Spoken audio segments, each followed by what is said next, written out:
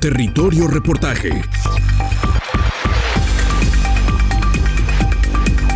Porque todos tenemos una historia que contar.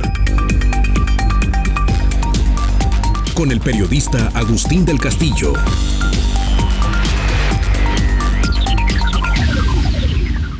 André Breton, célebre artista francés, sumo sacerdote del surrealismo y todavía encandilado con la utopía soviética, llega a Guadalajara y la recorre de la mano de Diego Rivera en 1938. Además de lamentar la deriva crítica de José Clemente Orozco, el gran artista jalisciense, cuyas obras llenan los palacios del poder local, y de usar para algunos de sus frescos como buen comisario del pueblo el adjetivo de blasfemos, esos Marx y Lenin hermanados sarcásticamente con la canalla nazi, lamenta que no hayan sido declarados ilícitos para los ojos del pueblo. Además, deja un memorable perfil de una finca del centro, el Palacio Cañedo. Esto dice Breton: el edificio situado en pleno centro de la ciudad y que visité varias veces cuando estuve en Guadalajara, ¿no es acaso el Palacio de la Fatalidad? Asombrado ante un inmueble en deterioro, poblado de seres extraños, que ya ha sido despojado de muchas de sus prendas, pero conserva la grandeza de la ruina, desde la que se recita una muda palinodia del polvo, parafraseando a Alfonso Reyes. Al final, antes de regresar a México, relata: quise volver a ver aquel palacio en ruinas por temor a olvidarme de algunos de sus ángulos o a perder la llave que le permitiría abrirse para mí a distancia. Y qué emoción jamás experimentada y tanto más intensa cuanto que la agudizaba de segundo en segundo la certidumbre de no regresar nunca a aquel sitio, era la que me esperaba al otro lado de la puerta del salón. A aquellas horas de la mañana, con sus celosías cerradas y sus espesas cortinas rojas, el aposento de recargado revestimiento de madera lucía sombrío e inmensamente vacío, pese a la admirable criatura de 16 a 17 años, idealmente despeinada, que había acudido a abrirme y que, después de deshacerse de su escoba, sonreía con una sonrisa del amanecer del mundo, a la que no se mezclaba la menor sombra de confusión. Así es la belleza, remata Breton. De esa potente descripción quedan las muchachas de ojos oscuros y grandes que han dado fama a la comarca, pero el Palacio Cañedo ha desaparecido. Probablemente la más notable de las fincas derruidas para la apertura de la Cruz de Plazas, una obra odiada y amada que simboliza a la Guadalajara de los modernos. Tras más de 70 años de su apertura, el debate sigue abierto. El drama para esta ciudad es que después de ese banderazo construyó fincas y monumentos emblemáticos de una metrópolis proyectada al futuro, que hoy están semi-abandonados. Por ejemplo, ¿cuántos tapatíos se identifican en la Plaza del Federalismo? Estamos aquí en la Plaza de Federalismo, la gran avenida. Aquí le encuentra una gran justificación a su nombre, justamente en esta plaza que hizo el arquitecto Fernando González Cortázar, que murió, por cierto, hace poco más de un año, y el cual pues hizo una obra que, de acuerdo a lo que nos platica el arquitecto David, pues se saltó incluso las trancas de lo que le habían pedido sus mecenas en el gobierno del estado de Jalisco. Lo cierto es que este es un monumento muy interesante, muy singular, que desgraciadamente ha tenido casi desde el principio una historia de marginalidad, una historia de abandono. Y lo digo porque yo recuerdo, le comentaba al arquitecto, cuando nosotros éramos niños aquí en la zona de la moderna San Antonio, veníamos a jugar aquí, hablando de unos 5 o 8 años después de la terminación del monumento, y ya estaba abandonado. Estamos hablando de que se entregó aproximadamente en el año 1975, cuando todavía era gobernador Alberto Orozco Romero, y bueno, desde entonces esta fuente, le puedo decir yo, ya con mi experiencia de vida en Guadalajara, que nunca la he visto funcionando, y fue hecha como fuente. O sea, aquí debería haber agua y nunca o casi nunca ha habido agua. Hay un problema pues de abandono de un monumento que es muy interesante y de uno de los grandes arquitectos que ha dado Guadalajara, y para eso estamos hablando aquí con el arquitecto y que nos va a platicar un poquito ya con más datos duros, ya con más certidumbre, qué es lo que ha pasado con la historia de este parque y de esta fuente. Arquitecto, platícanos de la Fuente del Federalismo. Sí, pues como ya platicabas, esta obra es de Fernando González Cortázar, la realiza aproximadamente en 1975 por encargo del gobierno del estado, y básicamente la historia resumida es que le habían encargado una fuente que tuviera la forma del país, precisamente para representar el federalismo, que se pudiera ver visible a nivel de pie, a nivel de calle, la gente pudiera reconocer la forma. A él no le pareció, porque parecía que era demasiado absurdo que fuera una fuente de esa manera, así que de manera abstracta realizó estas formas como prismas basálticos que tienen su altura en base a la cantidad poblacional de ese momento. Entonces por eso vemos que la parte más alta es la Ciudad de México y la zona centro del país, y en algunas zonas pues va decreciendo las alturas. Que habría que señalar, si se hubiera hecho en esta época, ya no sería la Ciudad de México, sino el Estado de México el que tuviera la mayor altura. En este caso, en el 75, la Ciudad de México, que era el Distrito Federal, efectivamente era la que tenía la mayor altura. Sí, así es. Entonces, esta se vuelve una de sus obras más icónicas en la ciudad, ya que tenemos la fortuna de tener varias obras públicas de él, entre fuentes, monumentos y otros tipos de esculturas. Y también señalar que él, junto a Fray Gabriel Chávez de la Mora, que también murió hace poco más de un año, eran los dos arquitectos más importantes de Guadalajara, ya que fueron egresados de la Universidad de Guadalajara, y además de ello eran a nivel nacional ampliamente reconocidos, y sin embargo su obra, sobre todo su obra pública, sobre todo de Fernando González Gortázar, ha sido muy descuidada. Afortunadamente ha habido un par de obras de él, las más conocidas, la que se le conoce como Las Pistolas, pero en realidad no tiene nombre, que es el Parque González Gallo, y la Gran Puerta en el Parque Amarillo en Jardines Alcalde, han sido intervenidas afortunadamente. Sin embargo, una gran cantidad de obra de él sigue sin ser sin embargo, una gran cantidad de obra de él no ha sido bien cuidada y se mantiene en malas condiciones, como este es el caso de la Plaza del Federalismo, que también refleja la situación de muchas fuentes de la ciudad, que a pesar de que lo son fuentes, no son encendidas, no son activadas y no tienen presencia de agua, y al final acaban siendo basureros y acaban acumulando suciedad. Sí, digo, y bien que lo mencionas, aquí es un lugar importante, estamos en Federalismo, casi en el cruce con Washington. Es una zona que es como entrada hacia aquel lado, hacia el área de bodegas, el área industrial histórica de la ciudad quizás de esos años.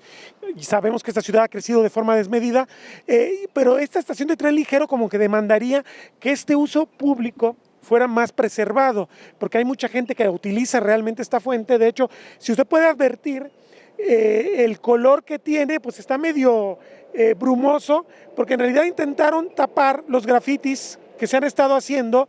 Tú comentabas que incluso en el gobierno de Aristóteles Sandoval Díaz, estamos hablando que él fue alcalde hace 10 años, se intentó reactivar la fuente. Intentaron reactivarla, pero de una manera más limitada, ya que pusieron en el perímetro inmediato de la plataforma donde comienza la fuente un murete a manera de pretil para contener el agua que en teoría brotaría de los prismas, ya que en cada uno de los prismas, o al menos en la mayoría de ellos, brotaría agua para que cayera a manera de cascada, y alrededor tiene una escalinata que de manera geometrizada, siguiendo la forma de la República, también por ahí estaría cayendo el agua a manera de cascada, pero la intención es que hubiera una interacción entre la gente, sobre todo los niños, para que jugaran con la cascada, con la fuente, que pudieran treparla. Aunque no es propiamente un juego infantil como sucede en el Parque Morelos, donde hay unas esculturas que son para jugar. En este caso no es propiamente eso, pero sí se permite, sí se piensa que la gente tenga una interacción directa. Sobre todo eso lo hace más importante y más relevante, porque muchas veces el arte lo vemos desde lejos, y Fernando González Gortázar buscaba que el arte fuera adoptado y utilizado por la gente. Sin embargo, debido a diversas dinámicas que se han dado y la forma en que ha crecido la ciudad, esta zona ha sido menospreciada por su cercanía a las vías del tren y a la presencia de inmigrantes, cuando eso debería de reforzarla de manera social, ya que precisamente el tener una escultura que hace referencia y tiene la forma, al menos visto desde el cielo, del país, debería fortalecer el aspecto social del tránsito de personas en esta zona a lo largo del país, y que aquí debería haber quizás un albergue, alguna especie de institución que los apoye, pero sobre todo que al estar las vías del tren, también del tren ligero, es un espacio muy utilizado y transitado por las personas. Todo el día está transitando gente que lamentablemente por las condiciones del espacio no se anima a utilizarlo, porque hay una sensación de decadencia, y entonces van directo hacia la estación y no se da un momento para sentarse y apreciar el arte, la escultura que tenemos aquí en este espacio. Y hay que decirlo, es un lugar muy agradable pese a su abandono. Hay una arboleda de aquel lado, bastante tupida, donde se puede refugiar del sol cada vez más agobiante que tiene el área metropolitana de Guadalajara, una ciudad que cada vez es más caliente, como todo ocurre en el mundo. Y bueno, ahora que mencionas el tema de los juegos, pues sí, yo recuerdo que de niños nos subíamos y el concurso era ver quién llegaba hasta arriba a la Ciudad de México y tenía su riesgo, por supuesto, pero pues los niños le encontrábamos algo lúdico a la escultura. Creo que fue un triunfo de Fernando González Gortázar porque desde el principio se utilizó, pero desde el principio hay que decirlo, el abandono también ha sido la historia. Es muy paradójico, como tú bien lo mencionas, sería muy importante que la gente pudiera hacer la suya y sobre todo que garanticemos que estos espacios públicos son de la gente, porque recordemos que esta ciudad, cuando la gente no se apropia de los espacios, otros grupos se apropian de los espacios y entonces tenemos inseguridad, tenemos violencia, tenemos delincuencia, que son cosas que no queremos, y el único modo de ganarle a la inseguridad es que la gente vaya a los lugares públicos. Así es, se necesita reactivar porque a veces en algunos casos no es necesario crear nuevos espacios, sino rescatar los que ya existen y hacer que la gente vuelva a ellos. A veces simplemente por una cuestión de percepción, la gente se aleja porque cree que es inseguro, pero realmente no lo es, simplemente es el descuido que tienen los espacios. Y entonces el que se pueda restaurar una obra de este tipo, que como digo es el ejemplo de muchas otras fuentes en la ciudad, también de otros arquitectos o a veces de autores todavía no investigados para saber quiénes son los que lo hicieron, están bastante descuidadas, entonces necesita haber una reactivación de las fuentes y que éstas estén siempre con agua, siempre brotando, para que también eso genere una atmósfera agradable a las personas e invite eso a que sea un espacio de convivencia. Muy bien, pues fíjese, creo que con estos recorridos, que lamentablemente son recorridos que estamos dando sobre decisiones infortunadas o cuando el mercado se impone a otro tipo de lógicas, podemos hablar de que así como hay una Guadalajara patrimonial de la colonia, del virreinato y del siglo XIX, el neoclásico, tenemos una gran Guadalajara modernista y Guadalajara ha sido un lugar privilegiado de talentos, de arquitectos modernistas y sin embargo parece que no la vemos los tapatíos comunes. Venga aquí a la Fuente de Federalismo y se va a dar cuenta que esa Guadalajara puede ser tan valiosa y tan importante como las otras Guadalajaras.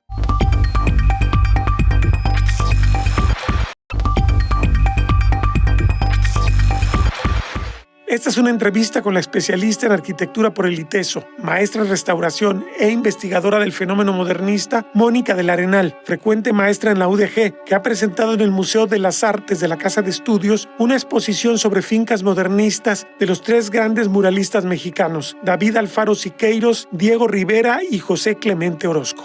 Pues estamos aquí en el Museo de las Artes de la Universidad de Guadalajara y estamos en una exposición muy interesante de la cual es responsable quien me acompaña, Mónica del Arenal, una investigadora muy importante de esta casa de estudios y bueno, muy a propósito del tema que estamos abordando en nuestros programas, el arte moderno en Guadalajara. Aquí particularmente tiene que ver más bien con los tres grandes muralistas que tuvo México, de los cuales yo le recuerdo, aunque no es necesario, que uno es de aquí de Jalisco, José Clemente Orozco. Y bueno, antes de platicar sobre el arte moderno y la dificultad de protegerlo en Guadalajara, vamos a platicar brevemente esta exposición.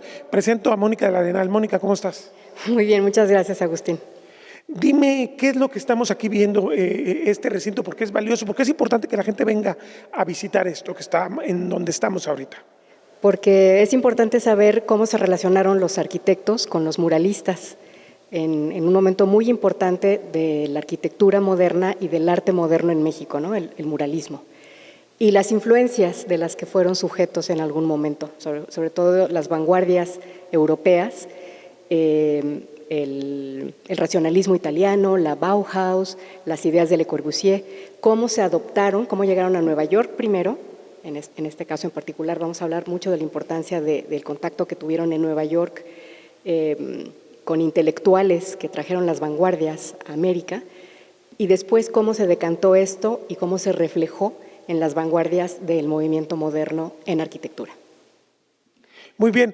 De hecho, me llamó la atención ahorita que platicábamos afuera de la grabadora, afuera del video, la influencia de José Clemente Orozco, particularmente sobre el arquitecto posiblemente más famoso de México, que nació aquí en Guadalajara. Así es. Bueno, José Clemente Orozco conoció a Barragán por intercesión del arquitecto Ignacio Díaz Morales en 1928. Se reencontraron en Nueva York en el 31 y fue en este encuentro, fue determinante para Barragán este encuentro porque Orozco le recomendó visitar la obra de Le Corbusier en Francia, ¿no? Y esto fue algo que le influyó muchísimo. Y también conoció al arquitecto Friedrich Kiesler, un artista en la gran expresión de la palabra austríaco, que había traído las vanguardias a Nueva York. Entonces, ese encuentro en el 31 fue determinante para Barragán. Entonces, Orozco fue mentor de Barragán. Orozco dominaba las dos dimensiones, pero las representaciones de la arquitectura de Orozco en sus murales siempre fueron figuras abstractas, ¿no? Una pureza y una limpieza en los volúmenes. Él no representaba la casa tradicional mexicana, representaba cubos, ¿no? Con vanos, con puertas, con ventanas, con sombras y luces que a Barragán le fascinaron desde siempre, ¿no? Uno de estos cuadros Casa Mexicana lo tienen en su casa estudio en Tacubaya, ¿no? Obsequio del maestro Orozco. Bueno, y quizás un poco profano mi forma de verlo, pero quizás no sea tan casual entonces que después de Orozco viene el auge de Guadalajara como un sitio en el cual se da una expresión de modernismo importante que, bueno, no terminamos de valorar los tapatíos, pero por ahí yo he leído los 50, los 60 son como la época de oro de la arquitectura modernista en Guadalajara. ¿Es correcta esta apreciación? Así es. Yo creo que hay dos fuentes, más que dos fuentes, dos momentos muy importantes en la arquitectura moderna en Guadalajara. Una es cómo se decantó toda esta cultura de los pintores, sobre todo de Orozco como muralista, y muchos otros, el doctor Atl, uno de ellos también importantísimo, cómo toda esta sabiduría de muchos años en Guadalajara se fue decantando y fue permeando en los jóvenes ingenieros primero y después arquitectos, encabezados por la filosofía y el trabajo de Orozco.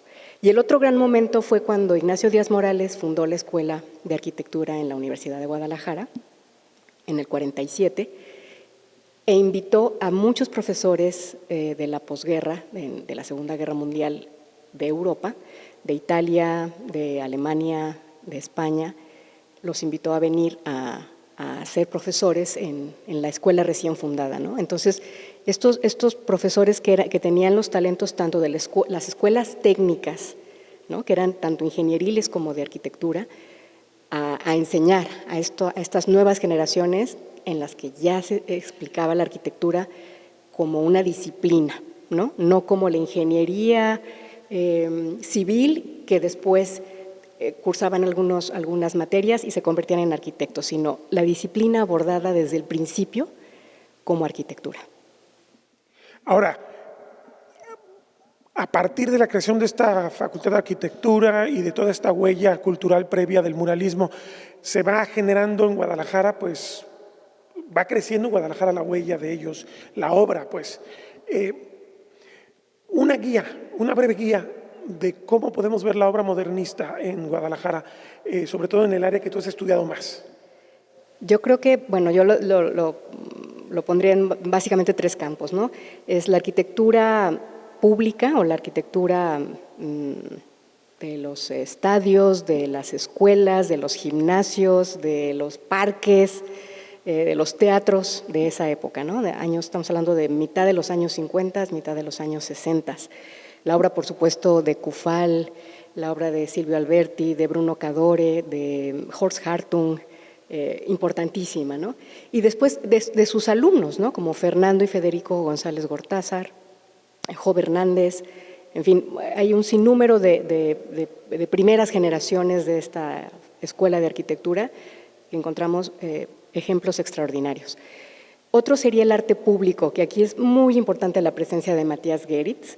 Matías Geritz, él mismo lo decía, no es que los historiadores del arte lo reconocieran, él decía que el arte moderno había surgido en Guadalajara. El arte público, ¿no? Expresado a través de esculturas monumentales, había surgido en Guadalajara.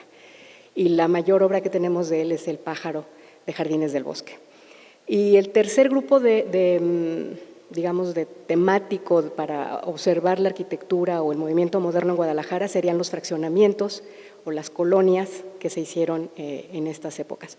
Jardines del Bosque, yo creo que es una de las más importantes, diseñada por Barragán, pero hizo una capilla abierta con Matías Geritz. Él diseñó el pájaro, que era digamos, el ícono, ¿no?, distintivo del fraccionamiento. Entonces vemos estas colaboraciones entre arte, arquitectura y urbanismo.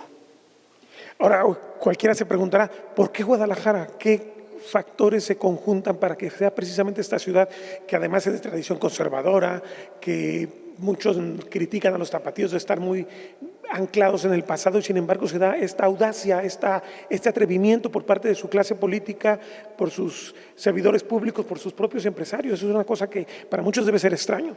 Sí, yo creo que coincidió con la época del llamado milagro mexicano, es decir, había dinero, pero también había voluntad política. Creo que en su momento fue Gil Preciado, también obviamente el gobernador González Gallo. Fueron políticos, Agustín Yáñez, fueron políticos con muchísima visión y que tenían algo importante en su visión política con los temas de deporte, recreación y cultura. Entonces, por eso se consolidó el proyecto del Agua Azul, ¿no?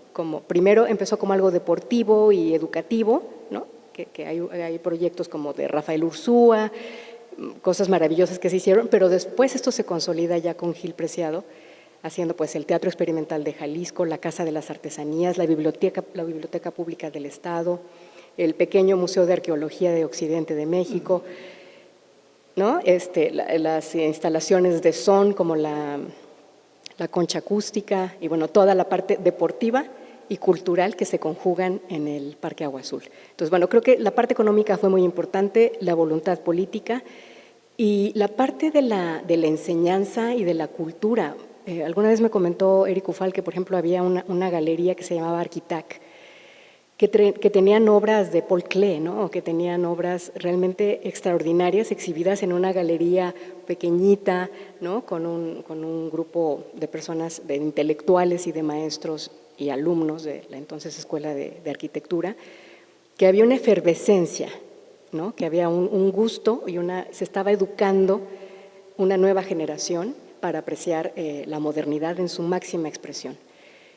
Y creo que otra cosa que es importante decir es que la modernidad no nada más son las casas o los contenedores, ¿no? Sino la forma de vivir, ¿no? Se expresa en muchas cosas, en la manera de vestir, en la manera de relacionarte con el mundo, con la ciudad, el uso del automóvil, lo que leían, las exposiciones ya tenían otro cariz, ¿no? Ya no era tanto el arte figurativo, sino más el arte abstracto.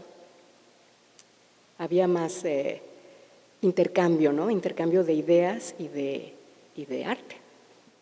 De hecho, ahora que lo mencionas, pareciera cuando uno lee los textos de esos tiempos que había una obsesión por ser modernos y por ser grandotes, porque yo recuerdo, bueno, no lo recuerdo porque yo no estaba, pero yo he leído sobre el festejo por el Tapatío 1,000,000, por ejemplo, o sea, y eso para muchos era ya la señal de que éramos casi una urbe cosmopolita, o sea, y lo que me llama mucho la atención es la atención con ser un espacio tan tradicional al mismo tiempo, con una iglesia católica tan poderosa, que por lo que entiendo tampoco no fue un factor que se opuso a este cambio, porque la ciudad cambió muchísimo también.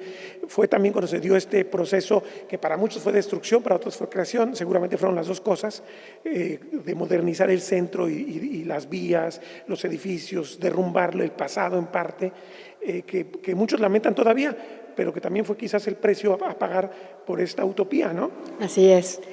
En alguna ocasión tuve oportunidad de entrevistar a arquitectos e ingenieros, octogenarios, nonagenarios, para preguntarles cuál era su visión o su interpretación 50 o 40 años después de lo sucedido, ¿no? de la cruz de plazas, de ensanchar Juárez, ensanchar federalismo.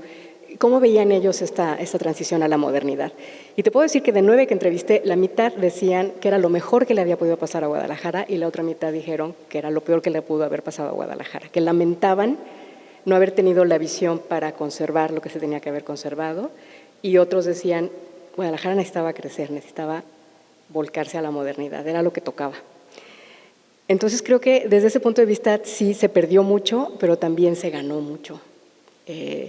O sea, hay ejemplos maravillosos, está, que ahora es la Secretaría de Seguridad, que era el antiguo banco. Son edificios que realmente fueron innovadores Y si tú comparas la arquitectura europea o incluso de los Estados Unidos, ¿no?, tratando de usar esto de las celosías, cómo se aplicó en Guadalajara fue una manera única. Incluso se distingue de lo que se hizo en la Ciudad de México. Muchos de estos arquitectos se sintieron un poco corridos o rechazados en Guadalajara justamente por ser tan liberales o tan experimentales. Lo confiesa el mismo Geritz, ¿no?, que dice: yo me sentí corrido de Guadalajara, en una sociedad sumamente conservadora. Y es en la Ciudad de México donde alcanza su máximo esplendor y su máximo desarrollo como artista, ¿no? Porque Guadalajara en algún momento le quedó chico. Entonces, Barragán también se va en el 36, si no recuerdo mal, o en el 35, para nunca volver, ¿no? Porque encuentran otras oportunidades y otros interlocutores que ya les hacían falta en la metrópoli, ¿no? Entonces, digamos que el sueño de ser cosmopolita no era tanto, era más bien un poco un sueño guajiro, como decimos. Pues con muchas contradicciones, y creo que Guadalajara tiene hasta la fecha, ¿no?, extraordinarios artistas, rompedores muchos de ellos, por lo mismo que hay un componente muy tradicionalista. Entonces creo que esa forma de rebelión… La tensión. Es una tensión que hace realmente el progreso, desde mi punto de vista, que realmente genera cosas diferentes y maravillosas. Esa lucha, ¿no?, esa resistencia, finalmente genera algo en contra de lo tradicional o lo conservador.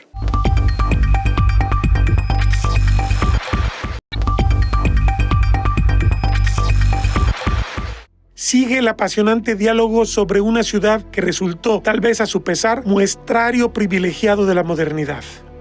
La percepción del tapatío promedio tiende a ser más pesimista, tiende a ser de los que piensa que se les pasó la mano. Y quizás una traducción desafortunada de este pensamiento es que no hay una valoración genuina de sus años de oro del arte moderno. La gente no se indigna igual cuando una finca o cuando un monumento de esa era se acaba, a diferencia del patrimonio del siglo XIX, XVIII. Creo que esto es una cosa muy difícil porque hay que luchar contra mucho para poder conservar el patrimonio de esas 2 décadas, ¿no? Sí, lo que pasa es que curiosamente lo que se considera mexicano o tapatío, en este caso que estamos hablando solo de Guadalajara, son íconos como la catedral, el Hospicio Cabañas, ciertos edificios civiles relevantes que se consideran que son la identidad de Guadalajara, ¿no?, en términos constructivos, en términos de patrimonio edificado. Y se desecha el movimiento moderno. O sea, si pensamos en las cientos de casas que construyó Miguel Aldana Mijares, que era un ingeniero extraordinario, que replicó muchos modelos de vivienda para que se construyeran de una manera más rápida y eficiente. Son casas que tal vez no tienen la firma esta del autor, ¿no?, de la casa única, de la casa de grandes dimensiones, ¿no?, que es reconocida por todos, sino que fueron muchísimas casas. Entonces, cuando se pierde una casa de Miguel Aldana Mijares es como que no se siente que se perdió gran cosa. Pero yo creo que se pierde mucho porque es una época muy importante en la historia del urbanismo de Guadalajara. Son casas funcionalistas que tienen muchas posibilidades de ser reutilizadas adecuadamente porque son modulares.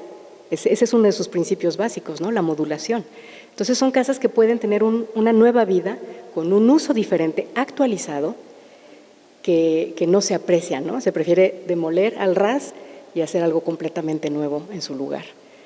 Entonces, bueno, creo que sí hay muchos estereotipos de lo que se considera que es patrimonio o es valioso. Se piensa que lo más antiguo es lo más valioso. Creo que no necesariamente lo más antiguo es lo más valioso. Otro factor es la ornamentación. Las casas del movimiento moderno son muy austeras, normalmente tienen muy poca ornamentación o nula ornamentación en sus fachadas. A nivel de fachada se ve muy poco. La grandeza de los espacios se puede vivir solamente al interior. Entonces, si revisamos o si evaluamos una casa solo por la fachada, pues tal vez nos diga poco.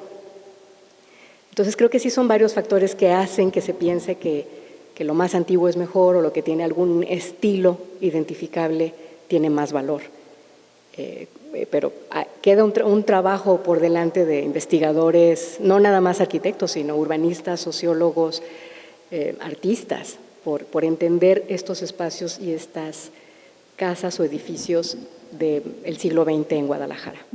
Pero también, como hablábamos de una clase política que en su momento tuvo la habilidad, la inteligencia, pues digamos, supo olfatear que por ahí podía hacerse algo importante para la ciudad. Pero parecía que la clase política como que perdió esa memoria y uno diría, sí, es importante lo que hacen ustedes como académicos, pero es muy importante lo que el gobierno hace por la preservación y de ahí no sé tú qué pienses que se ha hecho, si realmente se está haciendo un esfuerzo por conservar esas cosas importantes que se hicieron en esos años en Guadalajara. Creo que no. Creo que tenemos una deuda enorme con el patrimonio del siglo XX en Guadalajara y creo que la autoridad en este momento está relegando a los particulares la decisión sobre lo que se hace con el patrimonio del siglo XX, cuando debería ser algo que debería estar normado, regulado, supervisado por el Estado, ¿no? Autoridades tanto estatales como municipales deberían tener muy claro el valor de estas fincas. Y definitivamente creo que no es una cosa del promotor inmobiliario que comete la terrible falta de demoler una casa para construir un edificio con permiso, ¿no? Creo que no debería ser un problema entre el que vendió la casa y el que la compró. Debería ser una cosa que debe estar por encima de la decisión de particulares, ¿no? Tiene que estar claramente determinado en la ley y en sus reglamentos cuáles son las fincas que debemos proteger o cuáles son los polígonos de la modernidad que se tienen que proteger. Creo que la mancha urbana como creció a partir de la modernidad no creció de manera uniforme.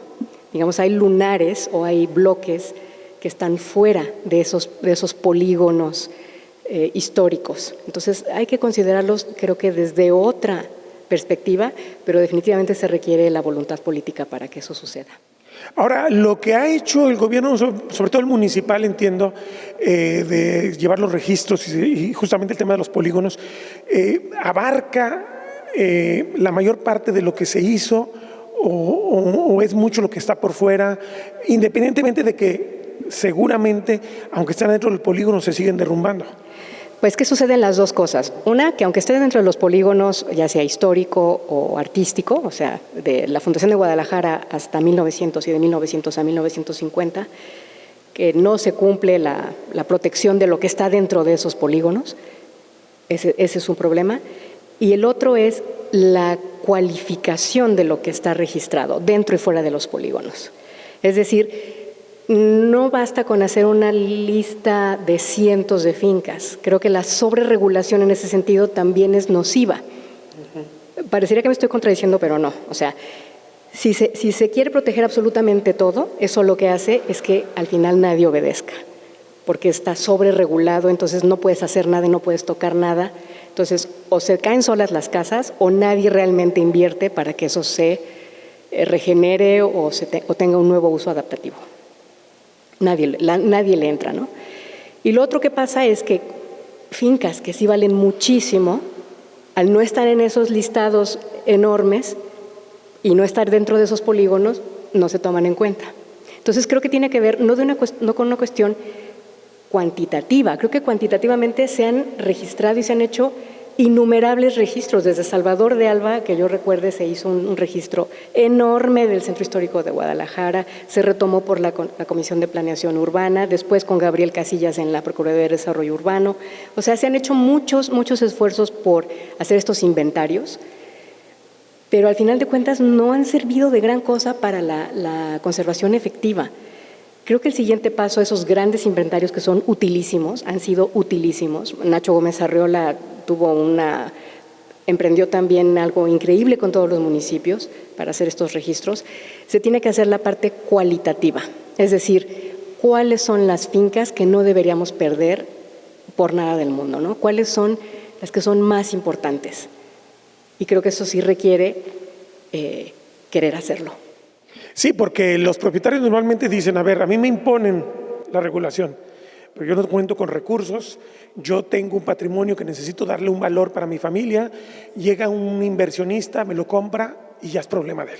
El inversionista busca también brincarse las trancas para hacer lo que él quiere y a veces respeta hasta de repente alguna fachada, pero los interiores, que como tú dices es la magia del modernismo, en el caso de las casas habitación, pues se van a perder. Entonces como que no tenemos las herramientas adecuadas para que esto sea realizable.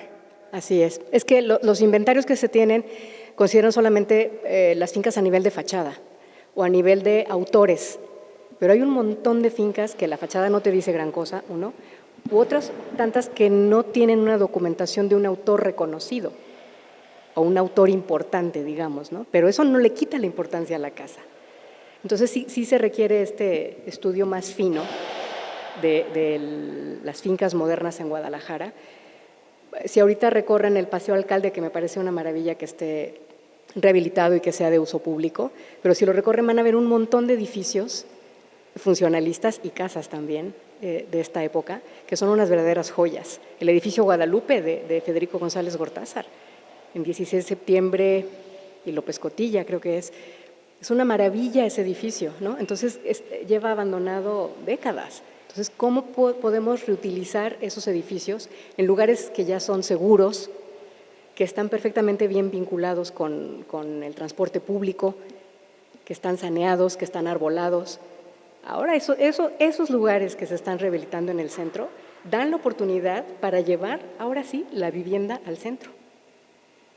Uno pensaría que el arte antiguo, el arte patrimonial de lo poquito que queda del virreinato, lo que hay del siglo XIX, de algún modo está ya tan bien identificado que no corre el riesgo que corría en el pasado. Más bien es el arte moderno el que sí está en riesgo en este momento, ¿no? Sí, definitivamente. Es el más vulnerable porque es relativamente reciente y por lo que te decía hace un rato, ¿no? La gente dice, bueno, es que es una caja de zapatos. ¿Qué le ven a una caja de zapatos? Bueno, pues José Clemente Orozco hizo una caja de zapatos que es una joya aquí a unas cuadras en el Parque de la Revolución, ¿no? Ahora, con esto quiero cerrar la conversación. Yo no sé si en estas conversaciones que tú tuviste con estos grandes creadores te dijeron si el sueño que tuvieron en los 40, 50, 60 de cómo veían la Guadalajara del futuro que estaban construyendo se frustró muy rápido. ¿Qué opinión de la Guadalajara que surge después? Esta Guadalajara masificada, esta Guadalajara donde la economía, el mercado literalmente ocupa el espacio del territorio y decide qué es lo que se debe construir, qué es lo que no, qué es lo que se debe destruir, con una visión más de corto plazo. Yo no sé si esto implicaría una frustración de un sueño que se tuvo alguna vez, porque de repente hay ciertos paisajes urbanos que de repente la gente de antes te platica, mira, esto iba encaminado, por ejemplo, la zona de la Normal, el paisaje de la Normal hacia el centro de la ciudad. El otro día me platicaba Juan José Doñán lo que era ese patrimonio que se había hecho de la época de Gil Preciado, la época de Orozco Romero, hacia atrás, hacia la colonia, y cómo las decisiones que se han tomado últimamente empiezan a alterar el paisaje incluso. O sea, yo no sé si esa Guadalajara que se soñó terminó en pesadilla. Creo que sí, y yo le achacaría bastante al automóvil. O sea, fue uno de los comentarios más recurrentes en estas personas entrevistadas, ingenieros y arquitectos. Decían, es que le apostamos al auto, por eso se ensanchó Juárez, por eso se ensanchó Hidalgo y se destruyeron tantas casas del Porfiriato en esos ejes, porque se decía que la ciudad tenía que crecer en función del auto, porque el auto iba a ser ya de consumo masivo. Pero las repercusiones que ha traído esto ya a finales del siglo XX y en lo que llevamos del siglo XXI es la congestión, ¿no? Es que por más estacionamientos que hagas, por más que trates de regular cómo organizar el tráfico vehicular, es un problema. Entonces, como se pensó que eso era el futuro, en lugar de pensar en un transporte público eficiente, simplemente por una cuestión aspiracional. Se pensaba que si tú progresabas en términos económicos y progresabas junto con la modernidad, eras capaz de tener vivienda propia y auto propio. Entonces se convierte en una commodity, lo que se conoce como commodity, esencial el auto, ¿no? Entonces, y ahorita lo que vemos es que es una maravilla usar el transporte público, ¿no? La línea 3, utilizar el Metrobús, utilizar transporte público de calidad. en las grandes urbes. Y fíjate que la respuesta ante el automóvil ha sido densificar la ciudad, pero densificar como se está densificando es una amenaza también ahora para el patrimonio moderno. Así es. Sí, sí, ese es el... Yo creo que ahí está el problema, ¿no? Creo que una cosa que puede paliar este gran problema es la recuperación de espacios públicos o peatonalizar ciertos ejes, que lo hicieron ya con Alcalde, que era un eje que hace 15 años era impensable peatonalizar un eje de esa jerarquía, ¿no? Y se hizo. Entonces creo que sí se puede hacer, sí se puede implementar un sistema de bicicleta pública en una ciudad como Guadalajara, ya lo tenemos. Se puede implementar algo como la vía recreativa, ¿no? O sea, creo que sí ha habido cosas muy buenas que se han hecho de finales del siglo XX hasta ahora con lo que respecta al espacio público y al transporte. Creo que le toca a la arquitectura. Incorporar a la arquitectura en esa tendencia de hacer las cosas con menos impacto ambiental, pensando auténticamente en el bien común, es decir, que beneficie a todos y no a unos cuantos, y que no tenga que ver con un poder adquisitivo, sino que tenga que ver algo más con la verdadera democracia en la ciudad.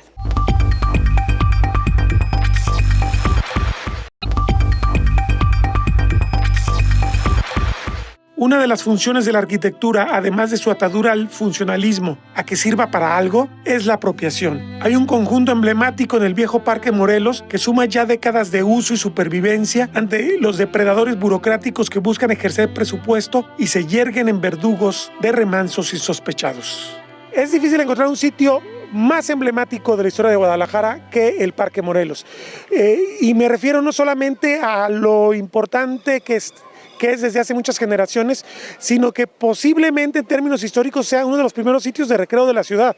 Y bueno, como tal es una expresión popular, pero al mismo tiempo de las diferentes etapas de cómo la ciudad se ve a sí misma, cómo su poder, sus élites, sus creadores, sus arquitectos, sus escultores quieren ver el espacio público, y por eso estamos aquí.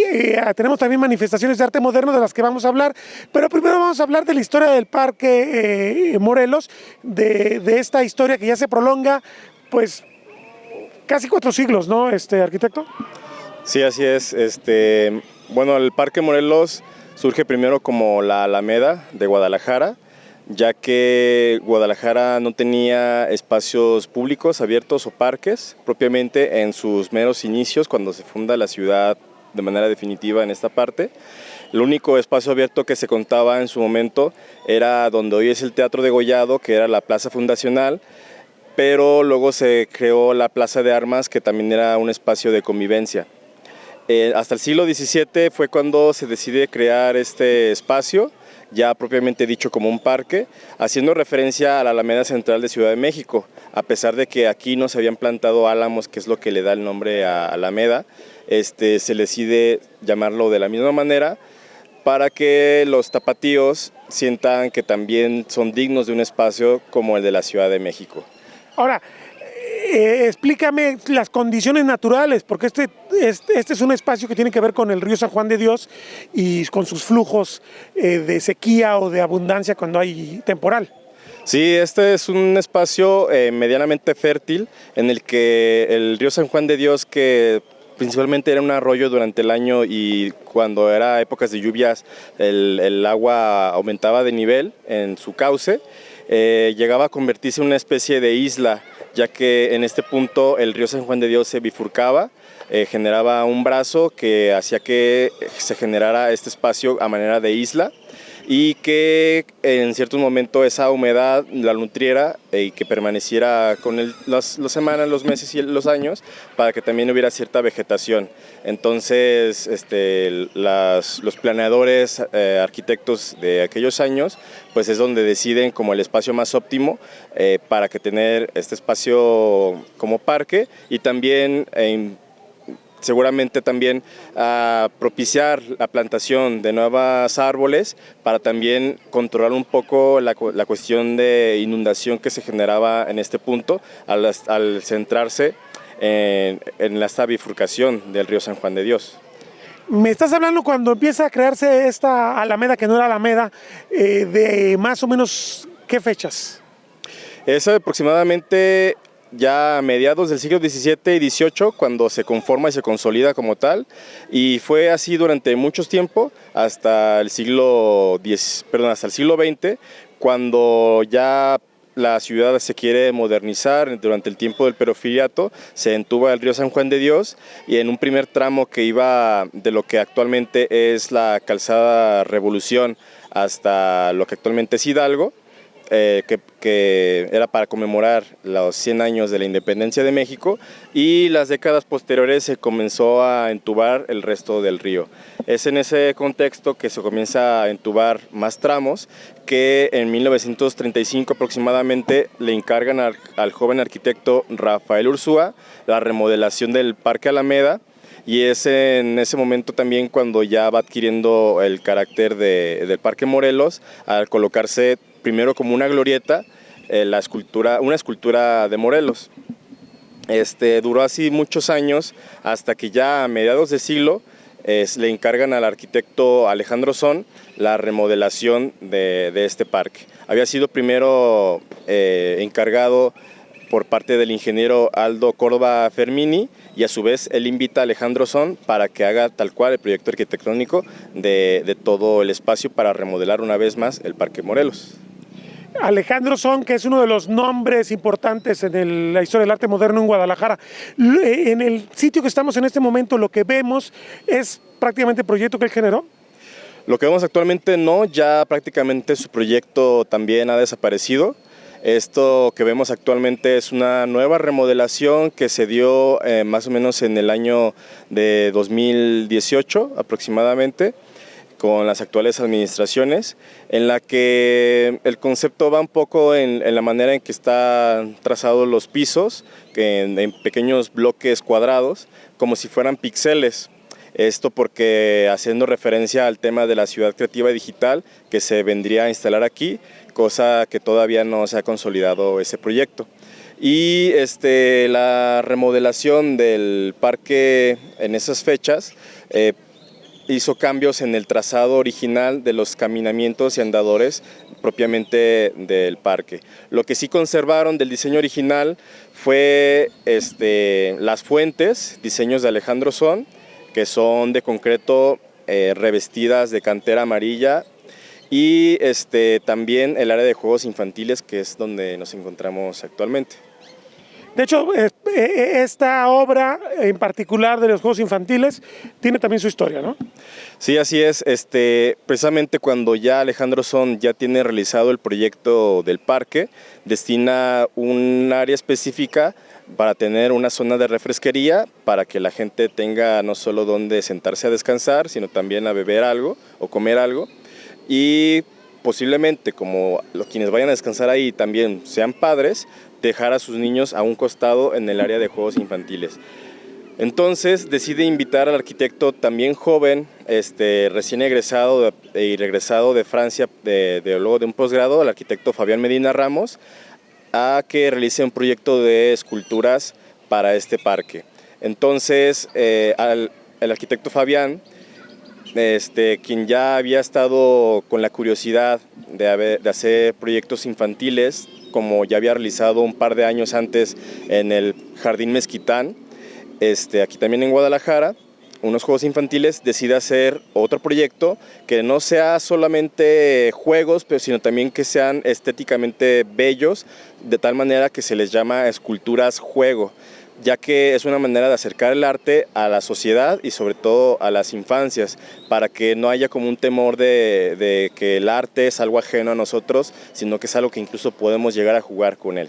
Entonces la propuesta del arquitecto Fabián Medina es también adaptarse a las capacidades motrices de los niños, de manera que hay 3 elementos básicos en los juegos. Hay los primeros, que son para los niños que van comenzando a caminar, comenzando de pasar de gatear a caminar, luego los niños que ya pueden caminar y que están desarrollándose, que puedan escalar un poco, están las figuras de menor medida como son las del oso, del elefante, del rinoceronte y otras, y luego los niños ya un poco más grandes que tienen la capacidad de escalar, incluso de saltar de alturas ya moderadas, ¿no? De 1 o 2 metros de altura. Por eso tenemos la figura de la jirafa o de la llama, que también sirven para que los niños sientan más un reto, de manera que también él los piensa que sean de color natural del concreto, digamos que dentro del concepto del brutalismo, pero sobre todo para que no sea una cuestión de imponer a los niños necesariamente las formas sugeridas de los animales y pintarlos del animal que se supone que son, sino más bien que solo sea la silueta y que los niños imaginen que están en otro lugar, que la forma del animal no imponga la imaginación del niño, de manera que cuando él se meta a uno de estos espacios no crea que está dentro de un elefante, sino que pueda creer que está dentro de una nave, un barco, un submarino o lo que sea que el niño crea e imagine. Que se ejercita también la imaginación y no solamente el físico de los niños. ¿De qué año es este conjunto de esculturas? Es del año de 1966. Y de hecho ganó un premio ese mismo año que se le entrega al año siguiente en la segunda Bienal de Escultura a nivel nacional. Esto es bastante importante, ya que al arquitecto Fabián Medina se le premia por un trabajo de escultura, ya que él también incursionó propiamente en la escultura. Y la Bienal Nacional es un reconocimiento el más grande que se podía conseguir en esas fechas, incluso todavía tiene un gran prestigio el ser premiado en esa categoría y ellos ganaron el segundo lugar de dicha categoría.